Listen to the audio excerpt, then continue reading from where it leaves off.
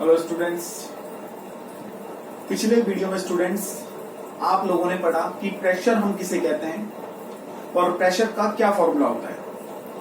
अब देखिए स्टूडेंट, हम प्रेशर के बारे में पढ़ चुके हैं और प्रेशर के फॉर्मूले को हम समझ चुके हैं, लेकिन इस प्रेशर के फॉर्मूला को या इस प्रेशर को हम अपनी डेली लाइफ में किस तरीके से यूज करते हैं, क्या इस फॉर्मूले की इंपॉर्टेंस है हमारी डेली लाइफ में, ये सारा आज के वीडियो में हम समझेंगे। तो स्टूडेंट बिना देरी किए शुरू करते हैं। तो स्टूडेंट देखिए, प्रीवियस वीडियो में आपने समझा कि प्रेशर इज इक्वल टू होता है आपका फोर्स अपॉन एरिया, या हम कह सकते हैं प्रेशर इज इक्वल टू होता है thrust upon area. Pressure is equal to force upon area कह दीजिए या थ्रस्ट अपॉन एरिया कह दीजिए। ठीक है स्टूडेंट। तो स्टूडेंट देखिए, आप यहां से एक छोटी सी चीज समझिए कि प्रेशर इज इक्वल टू है आपके फोर्स अपॉन एरिया के। अगर मैं कुछ देर के लिए आपका सिर्फ प्रेशर और फोर्स में रिलेशन देखूं, तो स्टूडेंट मैं आपको पहले भी बता चुका हूं कि जब दो क्वांटिटी डायरेक्टली एक दूसरे के इक्वल होती हैं, इसका मतलब ये होता है कि अगर आप एक क्वांटिटी इंक्रीज करेंगे तो दूसरी क्वांटिटी ऑटोमेटिकली क्या हो जाएगी स्टूडेंट, इंक्रीज हो जाएगी। और अगर आप एक क्वांटिटी उनमें से डिक्रीज करते हैं तो दूसरी क्वांटिटी भी क्या हो जाएगी स्टूडेंट, वहां पर डिक्रीज हो जाएगी। तो इसका मतलब देखिए स्टूडेंट, इस फॉर्मूले में प्रेशर जो है वो फोर्स के डायरेक्टली प्रोपोर्शनल है, डायरेक्टली इक्वल है। इसका मतलब क्या है स्टूडेंट, इसका मतलब ये है कि अगर आप स्टूडेंट फोर्स को बढ़ा दें तो प्रेशर भी आपका क्या हो जाएगा स्टूडेंट, इंक्रीज हो जाएगा। और अगर आप फोर्स को कम कर दें तो स्टूडेंट प्रेशर भी क्या हो जाएगा आपका, डिक्रीज हो जाएगा। अगर फोर्स इंक्रीज होगा तो हम कहेंगे प्रेशर भी क्या हो जाएगा स्टूडेंट, इंक्रीज हो जाएगा। अगर आप फोर्स को बढ़ाएंगे तो प्रेशर भी इंक्रीज होगा। और अगर स्टूडेंट अगर आप फोर्स को कम कर देते हैं तो स्टूडेंट क्या होगा, प्रेशर भी आपका डिक्रीज हो जाएगा। इसका मतलब प्रेशर और फोर्स में क्या होता है स्टूडेंट, एक डायरेक्ट रिलेशन होता है। समझ रहे होंगे आप, बहुत ही बेसिक चीज है। इसके अलावा स्टूडेंट देखिए, अगर मैं आपको अब एक रिलेशन प्रेशर और एरिया में देखूं तो देखिए स्टूडेंट, प्रेशर और एरिया एक दूसरे से इनवर्स रिलेशन में है। मतलब हम ये कह सकते हैं कि प्रेशर और एरिया एक दूसरे से इनवर्सली प्रोपोर्शनल है। P is inversely proportional to area है, यानी P directly proportional to 1/A है। तो इसका मतलब क्या है स्टूडेंट, इसका मतलब ये है स्टूडेंट कि अगर आप एरिया को इंक्रीज करते हैं, अगर आप एरिया को इंक्रीज करते हैं तो क्या होगा स्टूडेंट, वहां पर प्रेशर आपका डिक्रीज हो जाएगा। और अगर स्टूडेंट आप एरिया को डिक्रीज करते हैं तो स्टूडेंट प्रेशर आपका क्या हो जाएगा, इंक्रीज हो जाएगा। इतनी बेसिक मैथ आप जानते हैं स्टूडेंट कि देखिए, कोई भी रिलेशन जो आपका इनवर्स में होता है, अगर उस क्वांटिटी को आप इंक्रीज करेंगे तो उसके सामने वाली क्वांटिटी स्टूडेंट क्या हो जाएगी, डिक्रीज हो जाएगी। अगर एरिया यहां पर आप बढ़ाएंगे तो प्रेशर ऑटोमेटिकली क्या हो जाएगा स्टूडेंट, डिक्रीज हो जाएगा। तो यही चीज स्टूडेंट, यही एक बेसिक सा मैथ्स हम यहाँ पर यूज करेंगे, एक बेसिक सा फॉर्मूला हम यहाँ पर अपने इस टॉपिक में, इस वीडियो में यूज करने जा रहे हैं कि किस तरीके से हम इसको यूज करेंगे। तो स्टूडेंट देखिए, सबसे पहले कुछ एस्पेक्ट्स के बारे में बात करेंगे, कुछ इंटरेस्टिंग टॉपिक्स, इंटरेस्टिंग पॉइंट्स को लेकर हम आज डिस्कस करेंगे कि प्रेशर का क्या यूज है। तो स्टूडेंट देखिए, पहला मैंने लिखा है the wide strap of school bags. देखिए स्टूडेंट, आप सभी स्कूल जाते हैं और आप सभी के पास आपका स्कूल बैग है। आपने कभी सोचा है कि जो आपका स्कूल बैग होता है उसकी जो स्ट्रैप होती है, जिसको आप अपने शोल्डर्स पर डालते हैं, अपने शोल्डर्स पर लटकाकर जिसके थ्रू आप जाते हैं, स्कूल जाते हैं, उसकी स्ट्रैप को आप कभी ऑब्जर्व करिए स्टूडेंट, वो काफी वाइडर होती है, काफी ब्रॉड होती है। ऐसा क्यों होता है स्टूडेंट?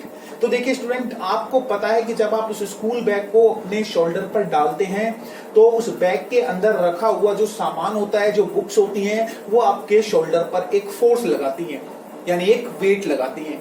अब उस वेट से आपके शोल्डर पर काफी प्रेशर क्रिएट होता है स्टूडेंट, एक बहुत ही अच्छा सा बढ़िया सा प्रेशर आपके शोल्डर पर क्या होता है स्टूडेंट, क्रिएट होता है। लेकिन स्टूडेंट आपके शोल्डर्स को उस वेट को ज्यादा परेशानी से न उठाना पड़े, मतलब आपको उस वेट को उठाने में ज्यादा तकलीफ ना हो, इसीलिए उस बैग की जो स्ट्रैप होती है, या कह सकते हैं बैग की जो रस्सी होती है, जो लटकाने वाली रस्सी होती है, उसको चौड़ा बनाया जाता है स्टूडेंट, उसको वाइडर बनाया जाता है। क्यों? क्योंकि स्टूडेंट देखिए, जब स्ट्रैप का एरिया बढ़ा देंगे, जब उस स्ट्रैप का एरिया बढ़ेगा स्टूडेंट, क्योंकि देखिए जब भी कोई स्ट्रैप जितनी ज्यादा चौड़ी होगी जितनी ज्यादा वाइडर होगी उसका एरिया स्टूडेंट क्या हो जाएगा, उसका एरिया स्टूडेंट बढ़ जाएगा। और हमें पता है जब एरिया बढ़ता है तो स्टूडेंट प्रेशर क्या हो जाता है उस कंडीशन में स्टूडेंट प्रेशर आपका डिक्रीज हो जाएगा। इसीलिए आपके स्ट्रैप जो वाइड बैक की जो स्ट्रैप होती है वो आपके शोल्डर्स पर ज्यादा चुभती नहीं है, वो आपके शोल्डर्स पर ज्यादा प्रेशर नहीं डालती है, इसीलिए आप इजीली उस बैग को क्या कर पाते हैं, कैरी कर पाते हैं। तो स्टूडेंट देखिए ये फिजिक्स यहाँ पर स्कूल बैग की स्ट्रैप के अंदर छुपी हुई होती है। आई होप आप समझ पा रहे होंगे अब अच्छे से कि बैग की स्ट्रैप को चौड़ा क्यों बनाया जाता है।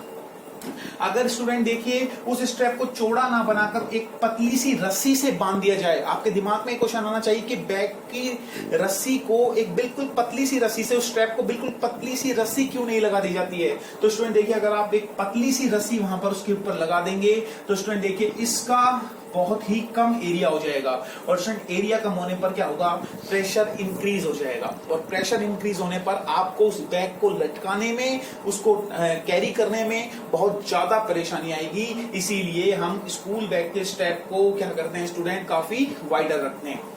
तो आई होप आपको पहला पॉइंट समझ में आया होगा स्टूडेंट।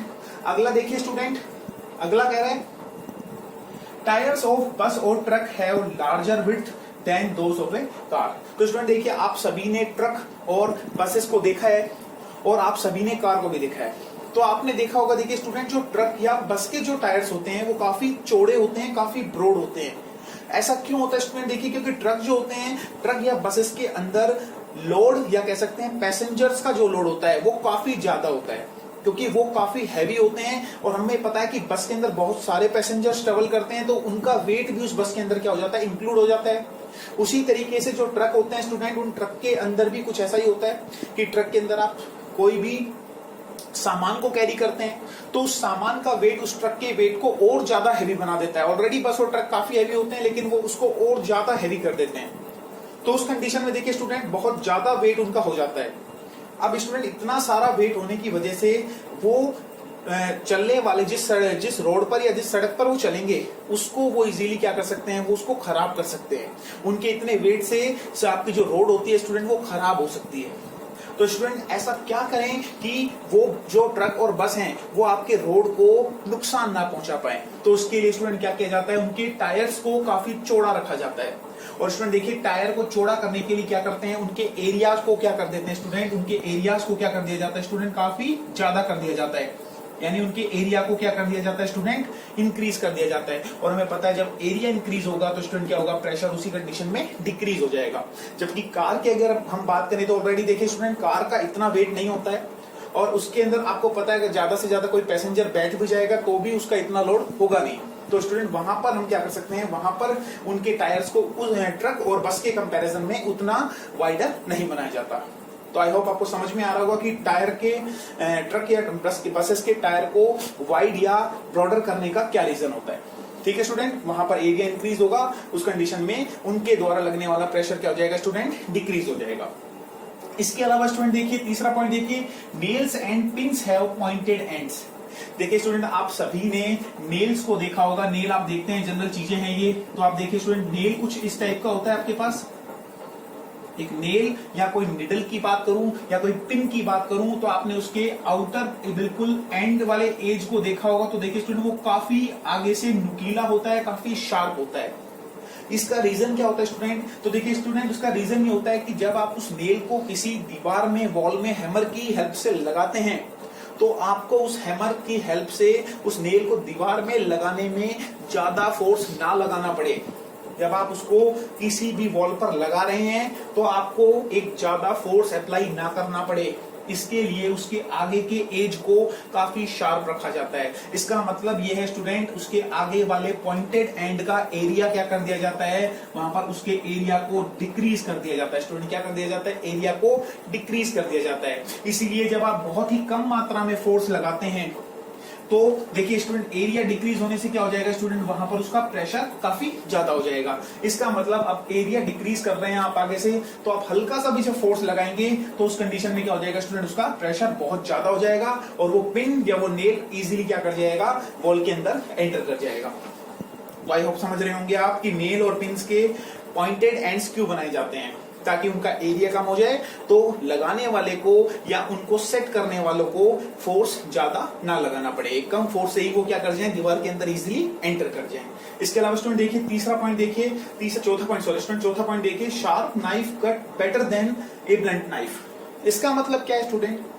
इसका मतलब यह है कि एक शार्प नाइफ जो होता है स्टूडेंट, एक बिल्कुल नुकीला एक शार्प जो चाकू होता है आपका, जो नाइफ होता है, वो इजीली किसी भी चीज को कट कर देता है in the comparison of A blunt knife. Blunt knife student उसे कहते हैं जिसकी धार खत्म हो गई हो, एक ऐसा चाकू जिसकी धार क्या हो चुकी हो स्टूडेंट, खत्म हो गई हो। तो स्टूडेंट देखिए, आपको पता है जब आप मार्केट से एक नया नाइफ खरीद कर लेकर आते हैं और उससे कोई भी चीज आप कट करते हैं तो बहुत इजीली कट हो जाती है, लेकिन समय के साथ धीरे धीरे जब आप उसको यूज कर रहे होते हैं लगातार, तो आप देखते हैं कि वो चाकू या वो जो नाइफ होता है अब वो इतना इजीली काम नहीं कर रहा होता है। इसका रीजन क्या है स्टूडेंट? इसका रीजन बहुत ही आसान है स्टूडेंट। जब आप उसको लगातार यूज कर रहे होते हैं तो स्टूडेंट देखिए, जो नाइफ होता है उसकी शार्पनेस खत्म हो जाती है। मतलब धीरे धीरे जो उसकी शार्पनेस किसकी वजह से होती है स्टूडेंट? किसी भी नाइफ की शार्पनेस किसकी वजह से होती है? उसकी शार्पनेस होती है स्टूडेंट उसके लो एरिया की वजह से। तो आप देखिए, कोई भी जो नाइफ होता है वो जब नया आता है तो आगे से बहुत ही शार्प होता है, बहुत ही नुकीला होता है। तो स्टूडेंट देखिए, हम उसकी शार्पनेस किस वजह से होती है? क्योंकि उसका एरिया क्या होता है स्टूडेंट, कम होता है। इसीलिए जब आप उससे किसी भी चीज को कट करते हैं तो आप हल्का सा फोर्स लगाकर उसको क्या कर लेते हैं, किसी भी चीज को कट कर लेते हैं, क्योंकि उसका एरिया क्या होता है स्टूडेंट, वहां पर बहुत ही कम होता है। लेकिन वही स्टूडेंट देखिए, जब वो धीरे धीरे आप उस नाइफ को यूज कर लेते हैं, लंबे समय के लिए यूज कर लेते हैं, तो उसका जो एरिया होता है धीरे धीरे उसकी जो शार्पनेस है वो खत्म हो जाती है, और शार्पनेस खत्म होने की वजह से उसका एरिया स्टूडेंट क्या हो जाता है, इंक्रीज हो जाता है। और एरिया इंक्रीज होने से स्टूडेंट प्रेशर आपका क्या हो जाता है, कम होता है। इसीलिए ब्लंट नाइफ इजीली किसी भी वेजिटेबल या फ्रूट्स को इजीली कट नहीं कर पाता। समझ में आ रहा है स्टूडेंट? इसीलिए आप याद रखिए कि जो एरिया शार्प नाइफ होता है उसका एरिया कम होता है, इसीलिए उसे लगने वाला प्रेशर ज्यादा होता है। और उसी तरीके से ब्लंट नाइफ का एरिया क्या होता है स्टूडेंट, ब्लंट नाइफ का एरिया क्या हो जाता है आपका, इंक्रीज हो जाता है, और प्रेशर उसका क्या हो जाता है स्टूडेंट, कम हो जाता है। तो आई होप आपको ये समझ में आ रहा होगा। इसके अलावा स्टूडेंट देखिए, इसके अलावा स्टूडेंट कह रहा है easy to walk on soft sand if we have flat shoes rather than shoes with sharp heel.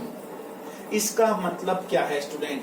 इसका मतलब यह है स्टूडेंट कि जब आप कभी भी सैंड पर चलते हैं, आप रेत पर चलते हैं, तो मुझे आप ये बताइए कि आप जब रेत पर चलेंगे तो रेत पर चलते वक्त स्टूडेंट क्या होता है, आप मुझे बताइए, एक आपने पेंसिल हील वाली सैंडल पहन रखी है, या आप कह सकते हैं एक हील वाली सैंडल आपने डाल रखी है, हील वाले शूज आपने पहन रखे हैं, या आपने एक ब्रॉडर सोल वाले, चौड़े सोल वाले, या कह सकते हैं फ्लैट शूज पहन रखे हैं, तो कौन सी कंडीशन में आप इजीली चल पाएंगे स्टूडेंट? बड़ा ही ऑब्वियस सा है कि आप जब हील वाले शूज पहनेंगे तो आप सैंड पर नहीं चल पाएंगे स्टूडेंट। क्यों नहीं चल पाएंगे? आप जब हील पहनेंगे तो आप क्यों इजीली सैंड पर नहीं चल पाएंगे? तो स्टूडेंट ध्यान रखिए, जब आप हील वाले शूज डालेंगे तो हील वाले शूज का जो एरिया होता है, हील वाले शूज का जो एरिया होता है वो काफी कम होता है स्टूडेंट, तो उनसे सैंड पर लगने वाला प्रेशर क्या हो जाता है स्टूडेंट, ज्यादा हो जाता है। और उस कंडीशन में आपके जूते या आपके हील वाले सैंडल उस सैंड के अंदर सिंक कर जाते हैं, अंदर धंस जाते हैं। वहीं स्टूडेंट आप जब फ्लैट शूज पहनते हैं तो फ्लैट शूज का स्टूडेंट आपको पता है एरिया क्या होता है, काफी ज्यादा होता है, तो उनसे लगने वाला स्टूडेंट प्रेशर क्या होता है, बहुत ही कम होता है, और उस कंडीशन में आप सिंक नहीं कर पाते, यानी कि आपका पैर उस रेत के अंदर नहीं धंस पाता है स्टूडेंट।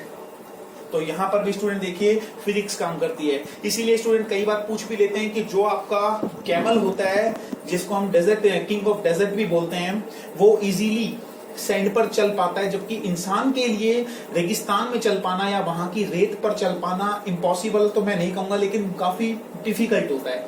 उसका रीजन यही होता है स्टूडेंट कि जो ऊंट होता है उसके जो पैर होते हैं उनका एरिया काफी ज्यादा होता है।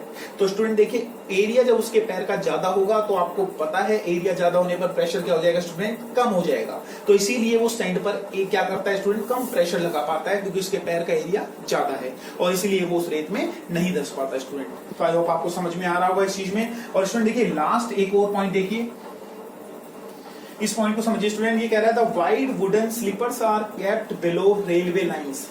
स्टूडेंट देखिए, आप सभी ने रेलवे लाइंस देखी होंगी, और रेलवे लाइंस को जब आपने देखा होगा तो आपने देखा होगा स्टूडेंट, रेलवे लाइंस के बीचों बीच इस तरीके से कुछ वुडन्स के बड़े बड़े कह सकते हैं लाइंस इस तरीके से बिछा दी जाती हैं। इस तरीके से आपने वुडन स्लीपर्स देखे होंगे। ये देखिए, ये रेलवे ट्रैक है, ये और ये, इस पर रेल चलेंगी दोनों पर, और इनके बीच में इस तरीके से वुडन स्लीपर्स बिछा दिए जाते हैं, लकड़ी के बड़े बड़े डंडे से लगा दिए जाते हैं स्टूडेंट। इसका रीजन क्या होता है, ये क्यों लगाए जाते हैं स्टूडेंट? तो स्टूडेंट इसका रीजन ये होता है कि जब एक ट्रेन चलती है, तो स्टूडेंट देखिए, जब एक ट्रेन की बात कर रहा हूं तो ट्रेन का मास बहुत ज्यादा होता है स्टूडेंट, और जब ट्रेन का मास बहुत ज्यादा है तो उससे लगने वाला फोर्स भी क्या होगा स्टूडेंट, मतलब उसका वेट भी क्या होगा स्टूडेंट, बहुत ज्यादा होगा। तो स्टूडेंट देखिए, उसका जब वेट बहुत ज्यादा होगा और वो इन लाइंस पर चलेगी, इन ट्रैक पर चलेगी, इन ट्रैक की मैं बात कर रहा हूं, इन ट्रैक्स पर जब वो चलेगी तो स्टूडेंट वो भारी वेट होने की वजह से इन लाइंस को क्या कर सकती है, ब्रेक कर सकती है, इनको तोड़ सकती है। तो इसलिए स्टूडेंट इन ट्रैक्स के बीच में इस तरीके से वुडन स्लीपर्स बिछा दिए जाते हैं, लगा दिए जाते हैं। इससे क्या होता है स्टूडेंट, इससे होता यह है कि जो ट्रेन का जो मास होता है स्टूडेंट, वो इक्वली क्या होता है, इन पूरे ट्रैक्स के अंदर इन लाइंस के थ्रू होता हुआ इन वुडन स्लीपर्स के थ्रू इक्वली डिस्ट्रीब्यूट हो जाता है। और स्टूडेंट देखिए, इस कंडीशन में ये भी कह सकते हैं कि इतना एरिया बढ़ा देने से जो ट्रेन जो प्रेशर लगा रही है वो प्रेशर क्या हो जाता है, रिड्यूस हो जाता है, वो प्रेशर कम हो जाता है। इसीलिए वो ट्रैक टूटता नहीं है, और वो जो वेट होता है ट्रेन का जो वेट होता है वो इक्वली क्या हो जाता है, डिस्ट्रीब्यूट हो जाता है स्टूडेंट। तो स्टूडेंट देखिए, ये कुछ बेसिक से आपके कह सकते हैं इंटरेस्टिंग पॉइंट्स थे जो कि क्या है, प्रेशर पर बेस्ड है। तो आज के वीडियो में स्टूडेंट इतना ही। आई होप आपको समझ में आया होगा। ठीक है student, thank you so much.